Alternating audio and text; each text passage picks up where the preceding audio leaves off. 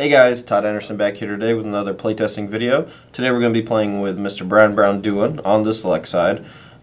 He'll be playing Naya mid-range while I'll be playing what I like to call blue-white flash. This deck was, I think, originally designed by Adam Prozac. He placed in the top 8 of SCG St. Louis last weekend, or whenever you're seeing this, like 2 weekends ago or whatever. This is a deck I'm planning on playing at the Grand Prix in Charleston coming this weekend, so hopefully, today's video will display the power level, show you exactly what the deck can do. But let's go and take a look over the deck right now before we get started. First off, we have only 12 creatures in the deck, but they're very synergistic. The way that the deck works really is we just play small threats that generate small advantages, and then we use our counter spells to keep our opponent from doing their most powerful things, and in the meantime we're generating a mana advantage by spending 2 and 3 mana to counter spells, while also doing things like casting Think Twice, Thought Scour, Snapcaster Mage to gain an advantage while they're tapped out. The 4 Snapcaster Mages are probably the best card in the deck still. They help you flashback anything from a draw spell to a counter spell to sideboard various things. Along with Restoration Angel, sometimes you just gain extra value out of being able to recast Thought Scour, sometimes even recast counter spells. But the main complement to Restoration Angel is Augur of Bolas, since you can blink the Augur of Bolas for free and still get an extra card out of it. While Augur of Bolas doesn't hit all the time, the body is actually pretty relevant against most of the format's aggro decks, and if your opponent doesn't have creatures that can actually block it, profitably, like any 2/2s or 1/2s like Deathrite Shaman or whatever, Augur Bolas actually provides a decent clock by himself, which is kind of embarrassing, but combined with Runechanter's Pike, another Restoration Angel, the damage really adds up quickly. The 4 Restoration Angel are amazing on both offense and defense, and the fact that you can flash them in mid-combat can really mess up people's attack math. So what happens is they try to play your own counter spells, so they attack first, but then you get to flash in Restoration Angel, blink an Augur of Bolas, then go to blocks, kill things, and then if they sneak a creature in under your counter spells, then you have some things to get them back out of play, like Azorius Charm, Unsummon, etc. The 2 Runechanter's Pikes are great in the deck because the deck's so full of instants, and the fact that we have so many small creatures, a single Runechanter's Pike can really hit pretty hard. The card draw spells in the deck, we have 4 Thought Scour, 2 Think Twice, and to some extent 4 Azorius Charm. These keep your velocity while your opponent's not casting spells. So if your opponent doesn't cast something you want to counter, you need to be able to use your mana to start gaining an advantage, and these are the cards that help you do that. Thought Scour fills your graveyard for Runechanter's Pike and Moorland Haunt. It's also a great card to flashback with Snapcaster Mage since it's so cheap, and the fact that you have things like Think Twice, which you can cycle over and then draw an extra card off of, it's pretty huge. The Azorius Charms and the Unsummons are also your defensive measures for anything that slips under your counterspell barrier. Azorius Charm is also pretty awesome whenever you can use the lifelink ability against a very aggressive deck like zombies or mono red.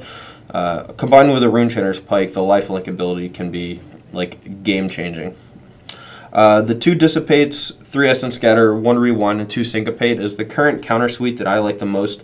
I have experimented with 4 Syncopate, 2 Essence Scatter, and then anywhere from 0 to 2 Dissipates. I've even had 2 Rewinds in the main deck, but this is the configuration that I like best. It just really depends on what you plan on facing against. If you think you'll be playing against way more creature decks, Essence Scatter is better. If you think you'll be playing against more Planeswalkers, Syncopate's better. And if you think you're playing against more control, then Dissipate and Rewind are better. As far as the mana base is concerned, it's pretty solid. I very rarely get color screwed, and with how many basic lands the deck can afford to play, you very rarely have lands coming into play tapped like you do in the 3-color red, white, blue version with Geist of Saintraft. But we have 8 dual lands, 2 Moorland Haunt, 2 Cavernous Souls, which is huge in the mirror or against any deck that has counterspells, obviously. But just naming Wizard so you can resolve Snapcaster and Augur of Bolas, or naming Angel so you can resolve Restoration Angel against them is gigantic. We have 8 islands and 4 plains as the rest of the lands. Alright, well that's the main deck. Let's go ahead and take a look at the sideboard. So our sideboard is set up to let us do a couple of interesting things. We have 3 Fettergeist in the sideboard, which not only acts as an additional threat against removal-heavy opponents, but can also act as a gigantic flying blocker against the more aggressive decks in the format. The having to pay mana ability when you have more creatures in play can occasionally be annoying, especially if you draw multiple Fettergeists and just have like 1 or 2 other creatures in play.